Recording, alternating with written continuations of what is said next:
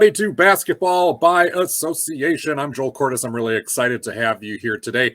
No Archie Shea with us, so we have a man who is no stranger to the show. Really excited to have Matt Dagostino from NBA.com, NBA TV, Turner Sports, all those good things back on the show with us. Matt, thanks for doing this. Absolutely, no problem, Joel. I'm beginning to wonder, Archie doesn't like me. I think that's how this is playing out here lately. But I appreciate your friendship through all of this, at least. Archie's just a really busy man lately with the new job, and it's not that Archie doesn't like you; it's that we like you, so we keep asking you back. So, all right. That's my spin. That's my PC spin on everything. All right, so this is episode 130, a nice even number. We've been naming these episodes above 100 after a player who's hit that number of career playoff games. It was just a random stat we decided to choose.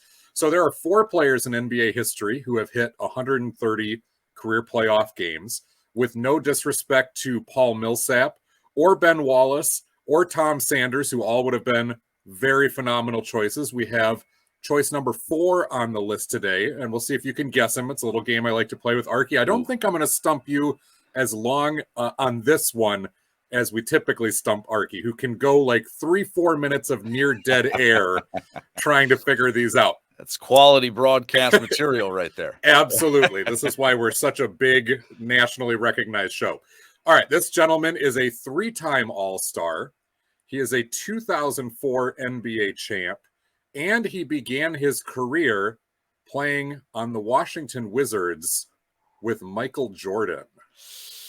See, I was going to go Chauncey Billups on that one, but it would have to be, and I don't know whether you specifically chose this with me being a Syracuse grad, that you would choose a former UConn Husky, but is it Mr. Richard Rip Hamilton? It is. It's the man in the mask. I did not do it out of spite. It was either him or Ben Wallace, but I feel like, and I'd have to go back through the archives because 130 shows is a lot to keep track of mentally. I feel like we already named a Ben Wallace episode, and I knew we had not done a Rip Hamilton one. He's a good one. He's one of those guys that, had he not been a UConn Husky, I would have liked him a lot more, but my pride would not let me root for him very often. The mid-range Reggie Miller is what he became. Absolutely. I mean, just phenomenal running off screens. And it was kind of in my mind. I was in Detroit last night watching the Pistons trounce my Timberwolves, which will be a topic we'll get to in a little bit, a bigger picture on the Wolves. We're going to talk about the Nets and the KD injury because, of course, we have to. We'll talk about the top of the Eastern Conference, the middle, or the top of the Western Conference, middle of the Eastern Conference, and we'll talk about the MVP, all that good stuff. So it's just been in a Detroit state of mind here, and a good one to get with Rip. So we're going to go to the Nets. We're going to go to KD. It's happened a few days ago already. It's been broken down over and over about how that affects the Nets in the short term. We already know, and oddly enough, Archie and I last week talked about those Brooklyn Nets and how they're much more balanced right now. They have a good defensive cadre around Kevin Durant and good insulation around Irving, but the caveat was they're still asking so much scoring-wise over those top 2 that if somebody gets hurt, things are going to change and be rough. Well, it's happened. The bigger picture question I want to ask you, and you can touch on the short term if you want. We thought that this was probably the final year of trotting out this Nets iteration. Last time Kyrie Irving wasn't playing because of the vaccine mandates. We thought this is probably the end of his time here. Well, then they looked okay. Then Kyrie opened his mouth and got himself into some big, big trouble, which he's had the mea culpa and all that. We thought that was the end of the line. But then they go on this huge winning streak where you go, oh, I get how this could still work. Maybe these guys, especially Kyrie, whose value probably is higher in Brooklyn than a lot of other places, maybe they'd be dumb given the price that they paid to blow this up. But now KD's hurt, and there's no way this winning streak can go on. So the question is this kind of the final unofficial nail in the coffin of this iteration? Or did they look at what they did over these 20 games, regardless of when KD comes back and how he plays, and go, we can still keep trying to milk this for another season? I think they're going to stay the course in terms of, I think at the beginning of this year, they were going to get through this year with Kyrie and then kind of sever ties from there. I still think that could and should be the choice that they do. KD is the anchor in all of this to me. Yes, they are starting to get production out of some of these other guys. They get some guys healthy as well, but Nick Claxton is a guy who I think has taken a nice step forward this season. And I think they probably look at, okay, Jacques Vaughn, he's doing pretty well this time around for them. And I think they can probably look at it as, who can we get to take the place of Kyrie next year that maybe fits the team a little bit better? I still think on the court, Kyrie's a great fit, obviously. Fits them moving forward from a team perspective. And at the very least, there's still always going to be that little thing dangling with Kyrie Irving of, can we really trust him when we need him? Is he going to be there? Is there going to be something extra on the outside that's going to pop up? Because seemingly it always does. So I think for their state of mind, for their sense of security, that, trying to replace Kyrie next year with star X or whoever it may be is still kind of the way I would look at it going into this season. But while you've got them, they've got certainly a capable team that's playing very well over the last month and change. And so you see what you can get out of it. And then next year, you see where you need to move the pieces. Is Kevin Durant, 34-year-old Kevin Durant, who now is beginning to get into seemingly a few more injuries each year, the wear and tear type of injuries and that sort of thing, is he still a big enough free agent draw to bring somebody else into a place that has chewed through James Harden and chewed through a couple of other attempts to pair along Kevin Durant? And granted, a lot of this shade could be thrown at Kyrie Irving, who in your scenario is out of the picture, and maybe it begins to stabilize things a little bit. Obviously, the Brooklyn market, the New York market can be a draw for certain players too, but the Nets historically have been anything but a free agent draw. Yeah, I mean, if I'm any NBA star, I'm perfectly happy trying to pair up with Kevin Durant and trying to win a championship, wherever that may go. The guy was averaging close to 30 points a game this year. And this injury notwithstanding, before this injury, he had missed one game so far this year. So durability, which has been a factor for him since he got hurt in the finals a few years ago. That's certainly a valid thing to look at. But he's proven he's bounced back now and is playing. He's not a guy who's load managing. He has not been that guy this season. He's been there night in and night out, with the exception of one game until he hurts his knee last week. So the talent is still there. The productivity is still there. The it factor is still there. And up until this injury, the durability had been there. So he's still a large draw, I think, whether it's 34, 35, 36. He's still got a couple of really, really great years left in him, I think. In the short term, real quick, no player individually is going to make up for 30 points a game on the Nets. And the Nets are not asking anybody to do that. I think on the defensive end, they're probably better situated this year than in any of the previous Kevin Durant Nets iterations to at least make up for some of that slack, or to be able to not change their identity. They've got a better defensive unit overall. You mentioned Nick Claxton. Royce O'Neal's a plus defender. TJ Warren's held his own. Ben Simmons is looking like a plus defender again, even if the rest of his game is still a work in progress. That part is all there, even though Kevin Durant's long arm defensive ability really, it stirs the drink. Offensively, though, who's the one guy who has to step up the most? Because as we pointed out last week, Kyrie Irving is already averaging 26 points a game. It kind of felt like maybe there's a little more wiggle room there, but he's probably topped out as far as what you're going to get. So you look down that list and go, who can at least give me an extra 5-6 points a night? Because we're going to have to spread that around a bunch of different guys. Yeah, I know the guy I'd like to see it be, and I hope they try to push it towards this. TJ Warren's been a guy who can score 20 points in the league over a course of a season. I know they're still kind of slowly bringing him along this season with the foot injury and all the time he missed, but he would be the one guy who would look and say, you've done this before. Let's see if we can get even some semblance of that coming back now and adding a few points. I think there's certainly room for growth there, health permitting and all that stuff. But he's the guy I think has the most potential to be able to do that if they will kind of loosen the reins a little bit on him. Taking off your coach's hat in Brooklyn and putting on your general manager / psychiatrist hat in Minnesota. This is a mess. We've talked about it off and on.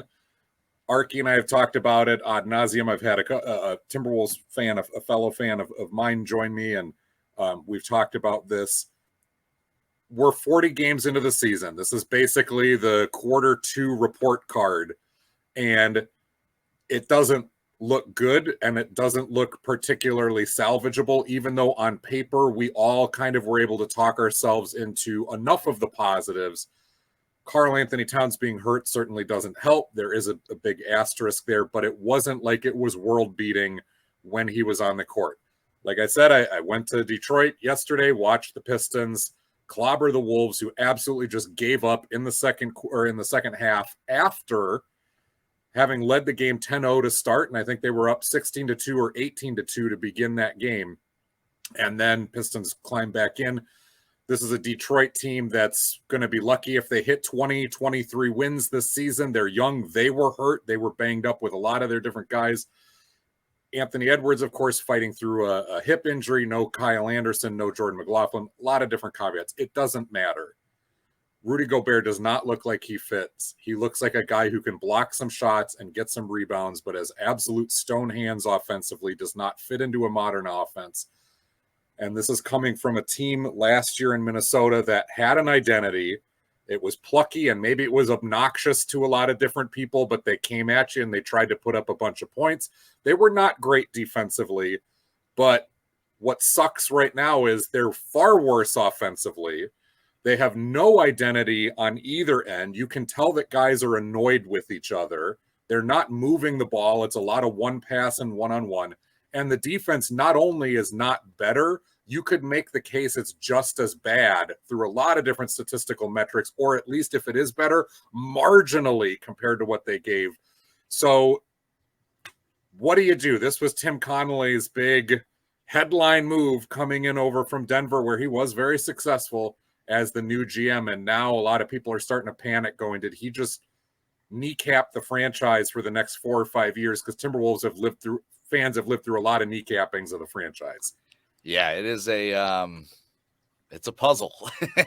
It's a puzzle over there. You know, a lot of people seem to think it was an odd fit for Gobert to come over in the summer. But I'll look at things from what we've seen in the past to kind of help us forecast the future a little bit. I've seen over the years, and this is going back a little bit, but D'Angelo Russell, Nick Young drama in Los Angeles. Sure, D'Angelo was very, very young at this point.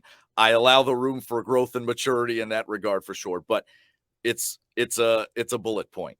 Karl-Anthony Towns, Anthony Edwards, that gang from last year that made the playoffs after getting in through the play-in and celebrated like it was an NBA championship.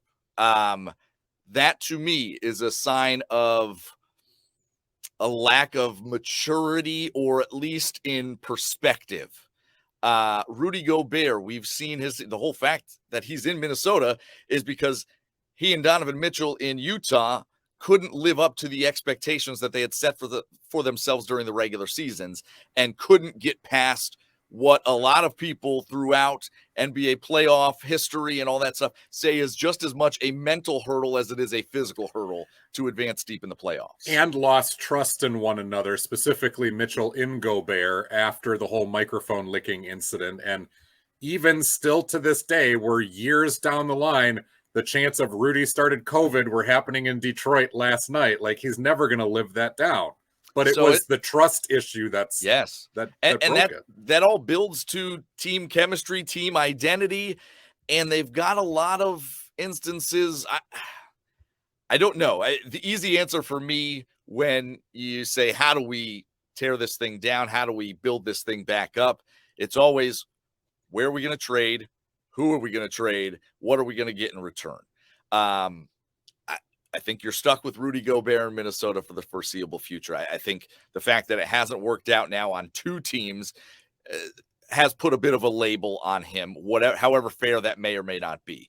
Karl Anthony Towns is always a premium talent, but what has he been able to do with that talent as far as carrying a team with him? I think perhaps the most sought after guy on the Timberwolves would be Anthony Edwards. I think he's got more room for growth in that game. I think he's probably the easiest fit on a lot of teams because Karl Anthony Towns, the fact that he's a center, albeit a great shooting center and all that stuff, complicates a lot of things. I think we're seeing that with Gobert moving around, just the modern game with true centers. And I would still call Towns a true center, even though he's playing at power forward now.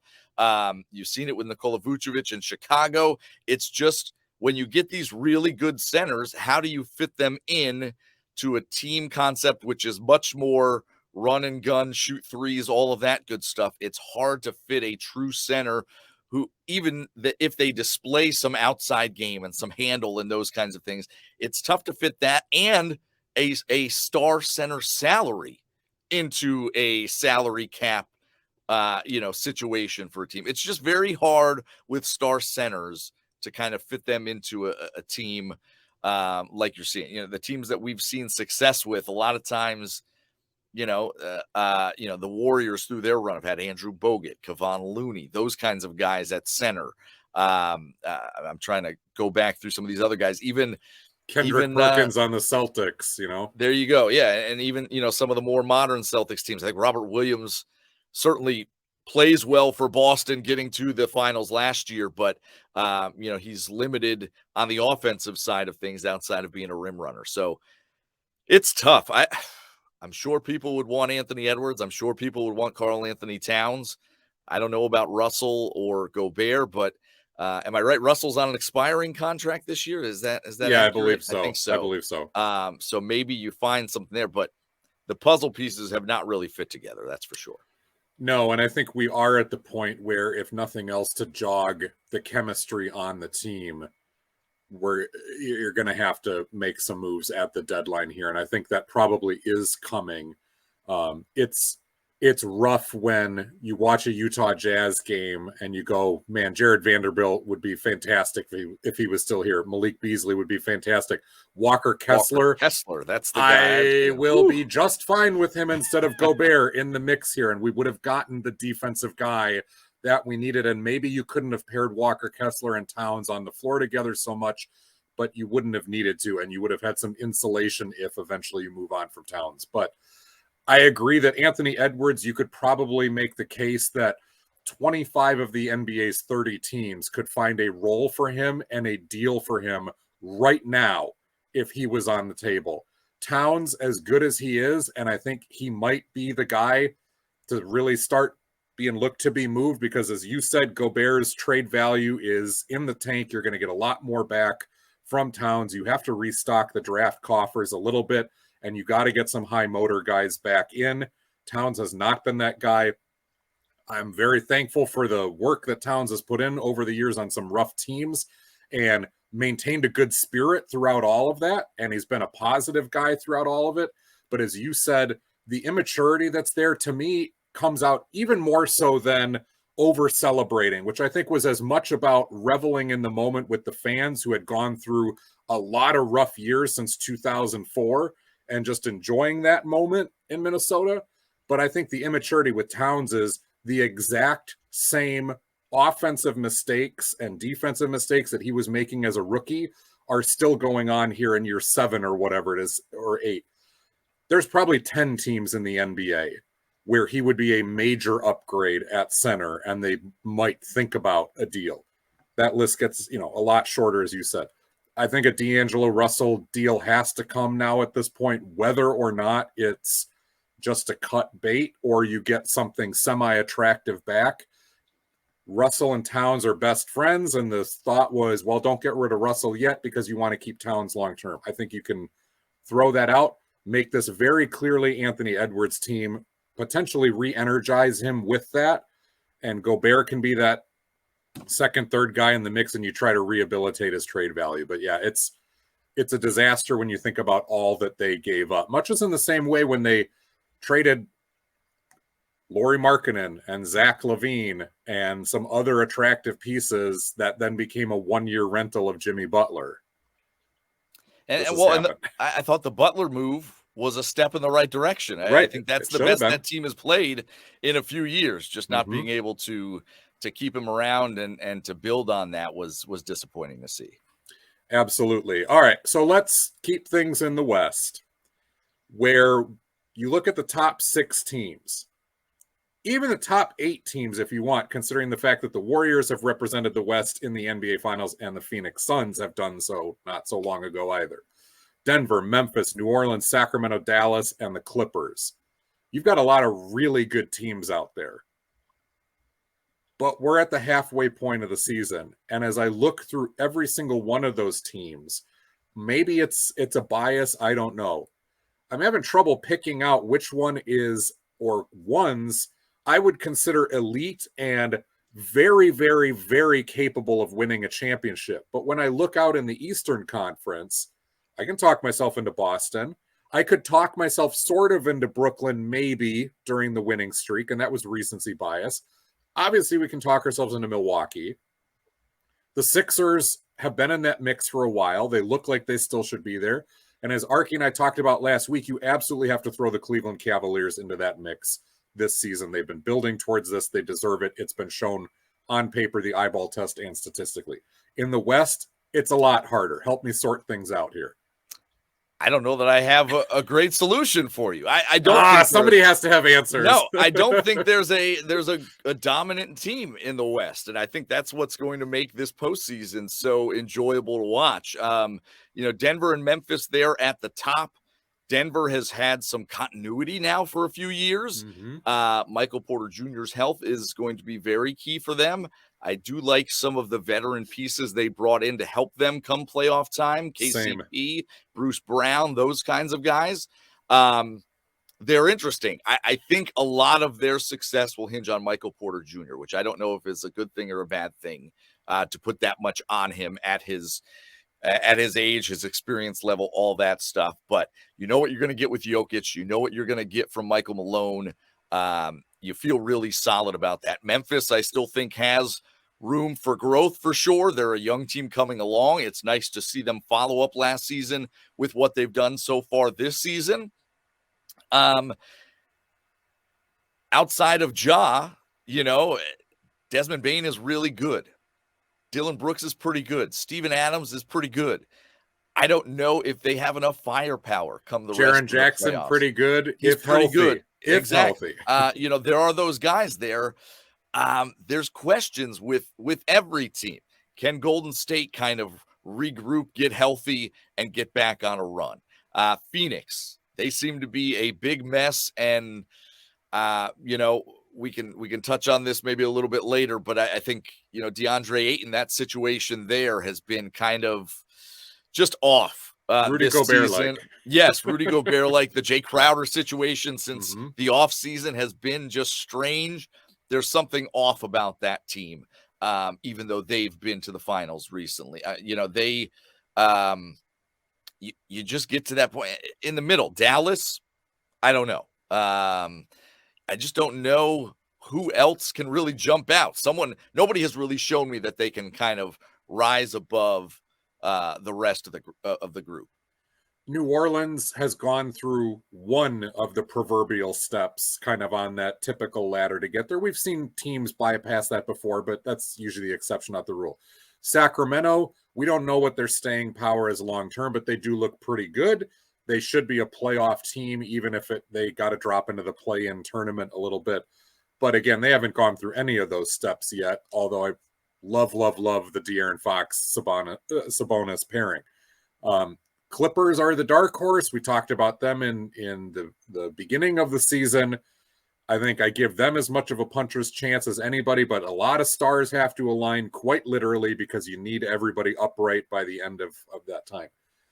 To me, I look at Memphis and I go, they don't necessarily need a trade. I wouldn't mess with a trade this year at the deadline to try to add too much to that group. It seems like what they've got is good. And like you said, there's a lot of very good players. They're young. Roll that dice, see where they get, and then maybe make another tweak in the offseason if it doesn't pan out. Denver, though, I look at, and this is a team that Archie has picked multiple years now to get to the NBA Finals.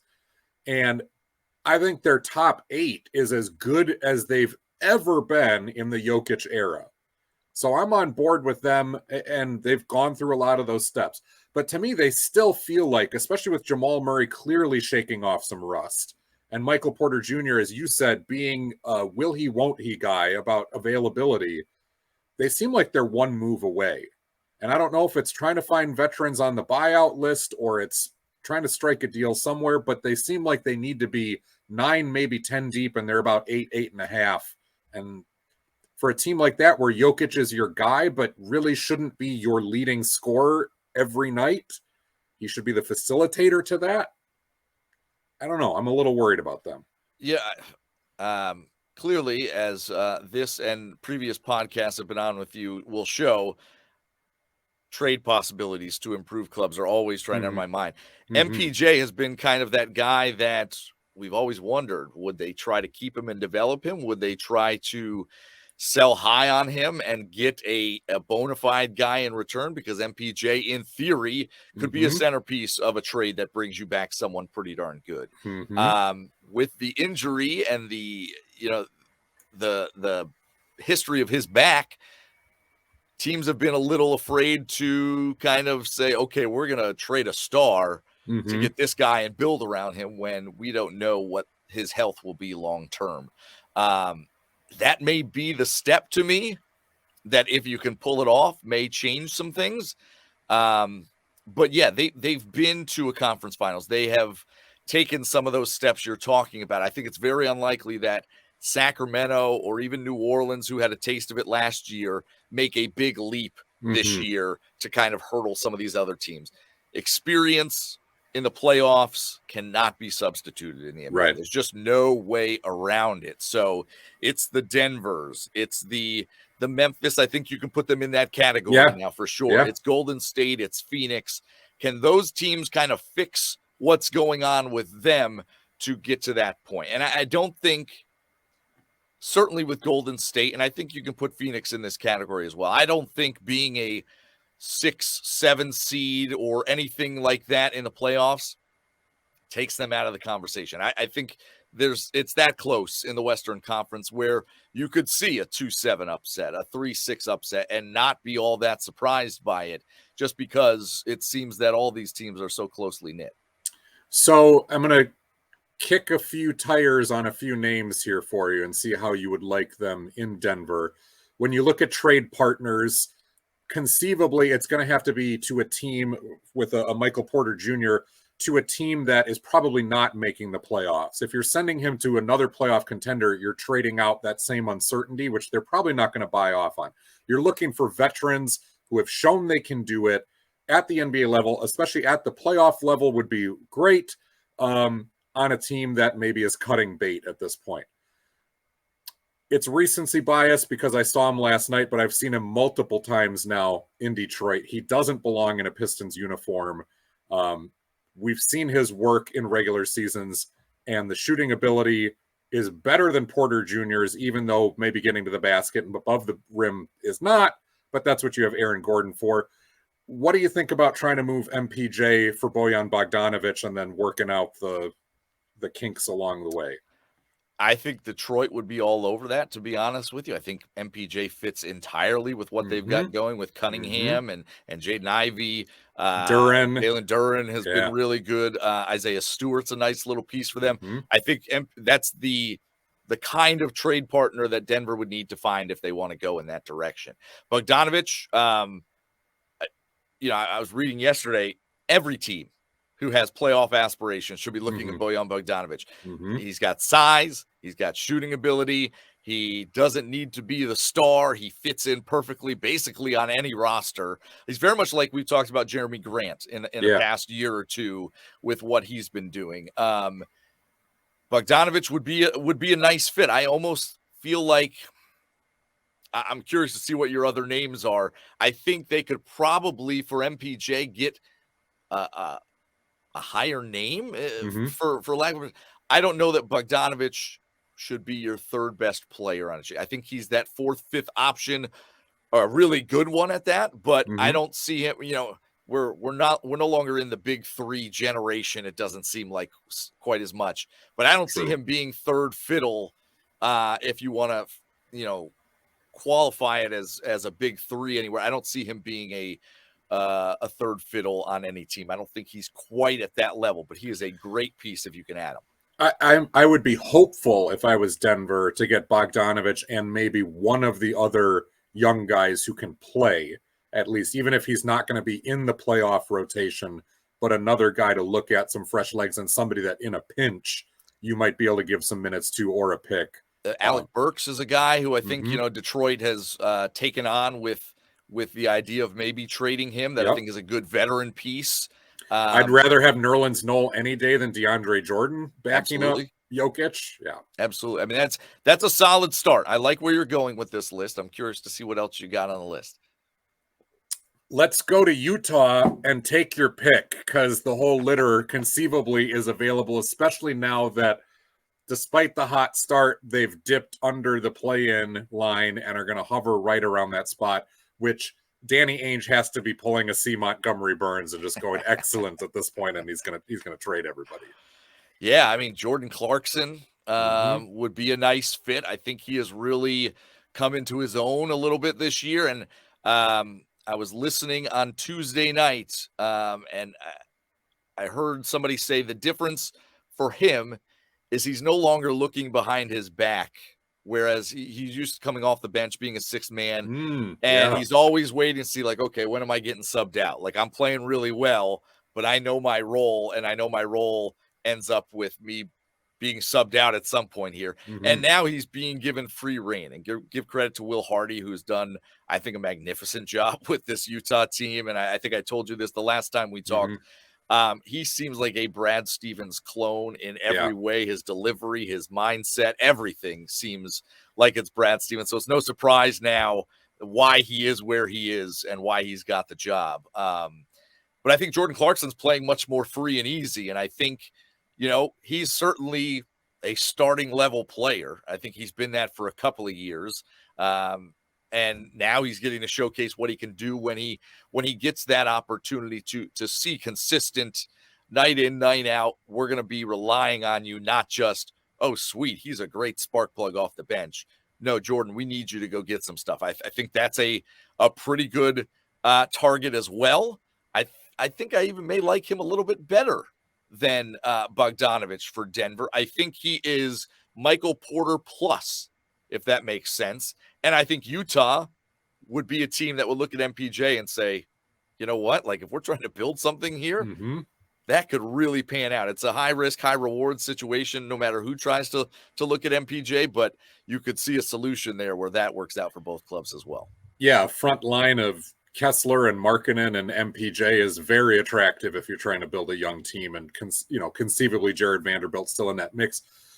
Is Clarkson's status high enough, considering the success that Utah had at the beginning of the season, high enough that it's straight up, or can you try to wrestle away maybe a Kelly Olynyk in that mix, maybe a Vanderbilt, somebody like that, a +1? Yeah, I don't know. I don't know what the salary numbers look like to kind of match some of that stuff, but I think it's not too far off. That's certainly something I would try to do if I'm Denver. Like you said, DeAndre Jordan at this point in his career is, filling a roster spot to me. So Olynyk is a guy who still has double-double potential, small double-doubles, but still a productive bench member for a contending team, no doubt. I'd love to look in Washington because they fit the bill of a team, but Brad Beal's not going anywhere. Porzingis doesn't fit. Kyle Kuzma, I would be interested in kicking the tires on, maybe because the reliability is a little bit better, but age-wise, I'm not real sure if Washington would see Michael Porter Jr. as enough of an upgrade, because Kuzma's kind of shown out this season. You might be overpaying to get him, right? Yeah, and for Kuzma, he's a free agent at the end of the year, which kind of I don't know that I'm throwing Michael Porter Jr. to some other team to take back a guy who could be gone in a few months. I don't think that's worth the risk to me, but it's the kind of situation where Kuzma is becoming the player that he looked like he was on course for when he first got drafted by the Lakers, and everybody said, like, this is kind of a steal. Like, this guy's going to be pretty good. I don't like that fit for either team just as much, to be honest with you. Same. Let's go. I don't want to call him a poor man's Jordan Clarkson, but let's call him a former man Jordan Clarkson, because it was the same type of role, and now he's fell out. You would absolutely need another piece thrown in here, but in Orlando, Terrence Ross continues to sit on a team that he really shouldn't sit on. Helpful there, not a full Porter replacement, but maybe there's another name we'd throw in on a deal like that. Yeah, Orlando, I still they're a long ways away, but I still like what they're putting together. I do too. You add MPJ to that mix, like I would be all for it if I'm Orlando. There should be a little dart throwing with them in terms of, let's see what we can get. And, we may not hit on all these guys. They may not pan out, but give me as many as you can find me. I think Michael Porter Jr. would be great for them. I would want more from Orlando, and I'm not sure what Orlando would be able to give up in terms of some of their younger pieces. I don't know that they're ready to give up on Jonathan Isaac yet, and I don't think he can be relied on. He's not ready. For Denver, Mo Bamba, Wendell Carter Jr., those guys, I don't think they're in the plans to be moved by Orlando anywhere. What about Cole Anthony? Just given the fact that Markelle Fultz has been given the minutes now for a bit, is not embarrassing himself. Jalen Suggs is still in that mix. RJ Hampton, Denver's not going to take him back. They're not going to take Gary Harris back. They already moved those guys. There's some depth there where would you look at that, being that Cole Anthony looks like a solid, maybe starter level guy, but a rotation guard more than I think there's some multiplicity there with him and Jamal Murray, to be honest with you. I think that they're very similar. Smaller guards who play more like two guards at times, but you put Murray and Anthony in the backcourt together. I don't know how well that necessarily works. You probably have to stagger that a lot for size reasons, but I don't know that and I don't know that Orlando's really ready to get rid of Anthony. Suggs gets hurt a lot his first couple years in the league. So Anthony's a nice little fallback option, if there's some health issues between, Suggs or, Fultz has had his issues as well. So I don't think that so far, Jordan Clarkson may be the best option there. Do you have anyone else on your list? Because I got one more. One more. Go for it. Toronto has fallen out of the charmed status that they led last year, where they really overachieved, even though we all really liked that starting five. They're not going to be dumb enough to give up Pascal Siakam for Porter Jr. But OG Anunoby and another of the young guys who can play, maybe a Chris Boucher, or maybe you go the veteran route and go, let's get Thad Young in because we know he's not going to make mistakes in a playoff game. Would you do that? Yeah, I think I would. I like OG.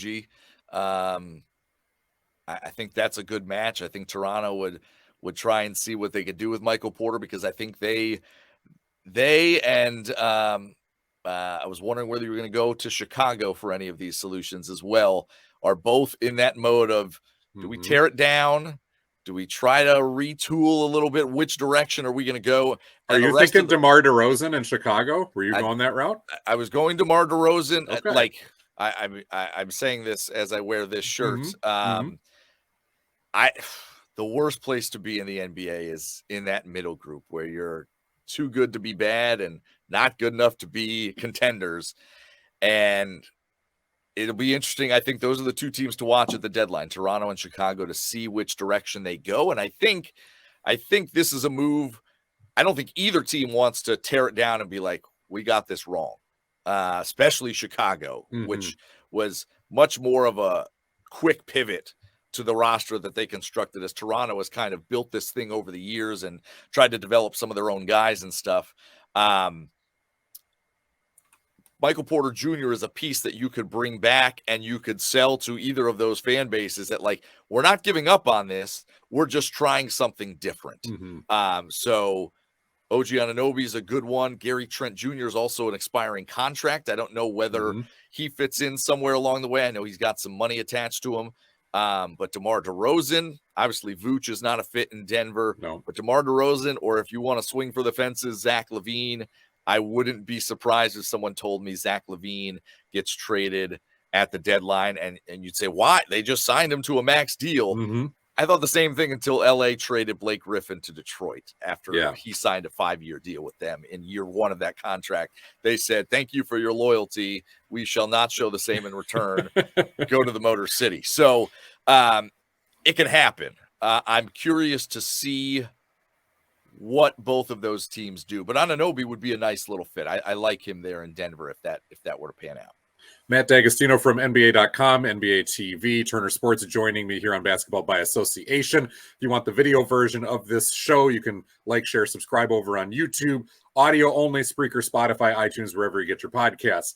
All right, we got about 10 minutes left, so we'll go in quick fashion here with 2 more questions. We go to the Eastern Conference, where I already mentioned the cream of the crop there is pretty well set in that top 5. They may jostle around. Brooklyn may fall out depending on how long this KD injury goes, but we're all pretty confident that those are the good teams. You look at 6 through 12, however, and there's a lot of decent teams in there and a lot of teams that are worth watching on any given night, but every single one of them has major question marks. And I want to ask you, which of those 6 teams, so we got New York, Indiana, Miami, Atlanta, Chicago, Toronto, and Washington, which of those teams is capable of being more than just first-round fodder? It may not even be, they could win a first-round series, so that would be great, but they can give a really good competitive first-round series against somebody. You've already had me wearing a couple of hats so far today. I'm going to take off my fan hat for a little bit and try to play my down the line, down the middle analyst hat on. I think Chicago could be good. I wouldn't want to play, if I'm a 1, 2, 3 seed, I wouldn't want to play Zach LaVine, DeMar DeRozan, Nikola Vucevic, and however small this possibility may be, Lonzo Ball come playoff time, because I think he's the missing key for that team. But that's a team that, when they were all healthy and together last year through January, was the top seed in the East. Obviously, a lot has happened since then, so you can't bank on that. But DeMar DeRozan has been in plenty of playoff battles over the years, and he is, now that we can quantify clutchness, he's been one of the most clutch players in the league the past couple of years. Vucevic is a veteran. LaVine, assuming the knee is healthy and good to go, we've seen him have a pretty good stretch here over the last week and a half, an 11 three-pointer game. He followed that up with 34 or 38 the next night. He had 38 last night when DeRozan was out. So I think he's a guy who certainly, could go to another level in the playoffs at that point. But Billy Donovan's been through it to an extent. Those guys I mentioned have been through it. I think that's a team I would not want to face more than anything else. I don't see Indiana. I think they're just too young. They're not there yet. Miami normally would scare me, but I don't see it this year. I think they need to do some retooling for sure. They're shallow. They're way more shallow than previous years. New York has issues. Atlanta, who knows whether the coach or the star are going to be there, There's just so many question marks for the rest of Washington. I won't even entertain.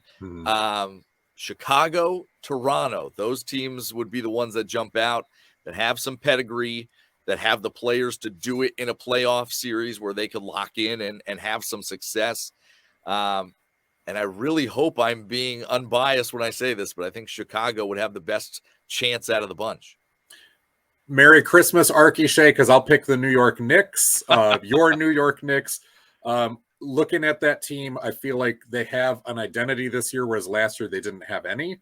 2 years ago, they did have one, but it was Julius Randle turning in an MVP candidate type of year, and not enough around him. There's better insulation this year. RJ Barrett's that much older. They just seem to fit better. Again, it's the Knicks, and consistency becomes a problem, as it has been since Tibbs was there and well before that. But I like them more just because Chicago, we keep waiting on these things to fall into place, mostly health-wise, and we haven't been there yet. But I do agree with you. Like, on paper, if you can get everybody there, Chicago should be a 5 or a 6 seed easily. That's where we saw them last year once things began to settle out, but then injuries and lack of depth caught up to them. Last question. This one I'm really putting you on the spot, and I think I know how you're going to answer it because it's the same answer I've given and a lot of other people have given. Who's your MVP so far?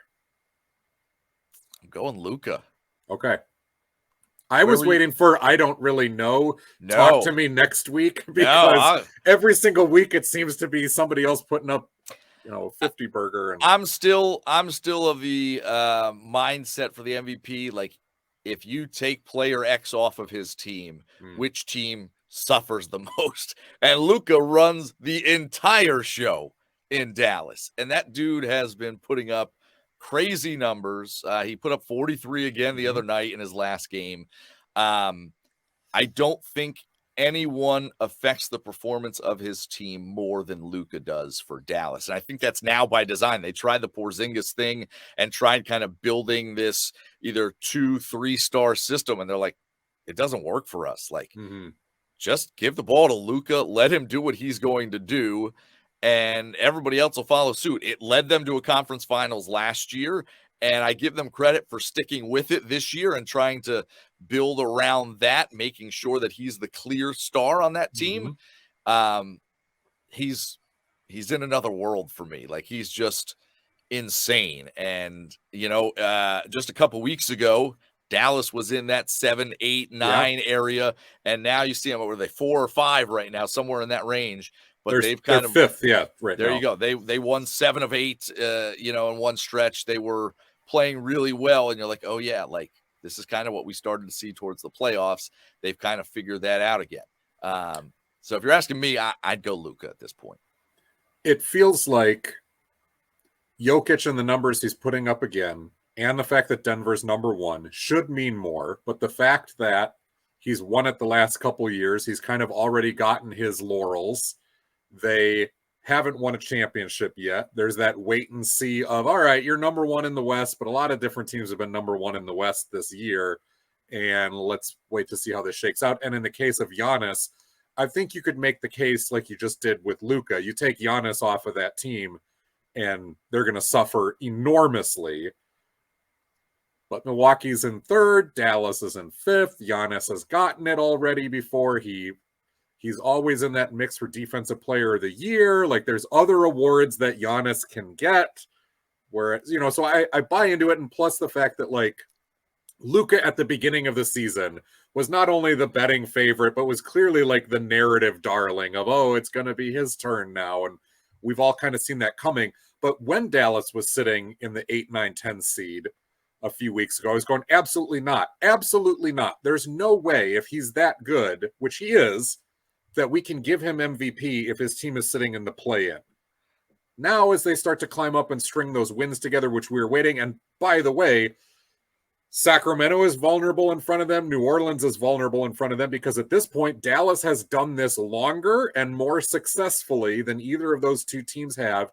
And as you get down to the 3rd quarter and 4th quarter of the NBA season, that, like you said, means a whole lot in a playoff run.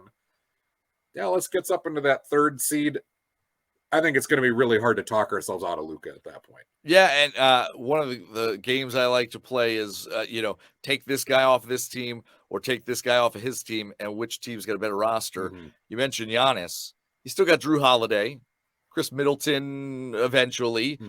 That's not a bad 1-2 punch. You can do some things with that. You take Luka off of Dallas. You take Luka off of Dallas, you're looking at Christian Wood and Tim Hardaway Jr. I don't know where you go. Yes, it is such a far drop. And to be honest with you, my number 2 guy right now would be Jason Tatum. I think he's taken another level. I think the playoff run last year did a lot for him. He's even said it. He's like, now I know what it takes. I didn't know it before. Now I know. And so that has driven him this year to even climb another level. Where was really good. Durant in the mix for you before he got hurt? Where was he in that ranking? Yeah, because he's the guy that we keep forgetting about, even Sure. though production-wise, it's like you look at his numbers versus Tatum's numbers, and you go, well, if it's one, it's got to be the other. Yeah, I probably had him 4 or 5. I think my top 3 would have been Luka, Tatum, Jokic. I think that's where I've been looking right now. And then Giannis and KD, I think you could probably put somewhere 4 and 5 in any order there. But yeah, I mean, Luka, he's just insane. It's ridiculous. Like I don't even know. It's you look at him and you're like, he's not fast. No, he's not jacked. He's not super athletic. It's the same I look at with Jokic too, but Jokic is that much bigger. You know? Sure. And it's like, man, like I was thinking back, they always say, ooh, with this Trae Young drama in Atlanta, like, ooh, they certainly would like to have that trade back, I bet. And then you think Sacramento took Marvin Bagley the third ahead of Luka, and I'm even forgetting who was the number 1 pick that year. I don't even remember. Was it Ayton? Yes, it was Ayton. Like, you want to put Luka and Devin Booker together? I'm assuming Chris Paul's probably not there if they had drafted Luka, but Luka and Booker for the next however many years would be amazing. And you're like, I know people are skeptical of overseas talent sometimes and how it'll translate to the NBA, but man, like that one looks comical in hindsight now. Poor Joel Embiid. Maybe he'll get an MVP someday. I really hope he does at some point, but it's really tough with so many other good players, and he misses a couple games and falls out of that running. Yeah. All right, Matt Dagostino, I want to thank you for joining me here on Basketball by Association. I really appreciate it. We've put the Rip Hamilton episode in the books. Take my headband off now. All right. YouTube, like, share, subscribe if you want the video version. Spreaker, Spotify, iTunes if you want audio only. Archie Shea will be back in the flesh next week. But Matt, thank you so much for coming in, and I enjoy talking hoops with you every time. You got it. Thanks, Joel. All right. Have a good one, everybody. Stay safe.